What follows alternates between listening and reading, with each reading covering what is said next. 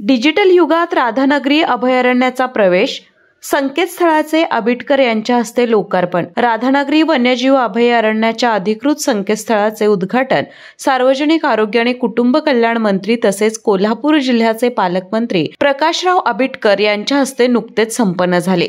या उपक्रमामुळे अभयारण्यातील पर्यटनाला नवसंजीवनी मिळणार असून डिजिटायझेशनच्या दिशेने कोल्हापूर जिल्ह्याने एक महत्त्वपूर्ण पाऊल उचलले आहे. नवीन संकेतस्थळाच्या माध्यमातून पर्यटकांना अभयारण्याविषयी अधिकृत तंतोतंत आणि विश्वासार्ह माहिती उपलब्ध होणार आहे. तसेच ऑनलाईन बुकिंगची सुविधाही देण्यात आली आहे. त्यामुळे वेळ आणि श्रम वाचणार आहे. या संकेतस्थळाची निर्मिती विभागीय वन अधिकारी श्रीकांत पवार कोल्हापूर यांच्या पुढाकारातून करण्यात आली असून डिझाईन आणि विकासाचे कार्य Woolfox services private limited Rajarampuri Kolhapur यांनी पार पाडले आहे. या उपक्रमाचे मार्गदर्शन कंपनीचे संचालक श्रीधर खोत यांनी केले.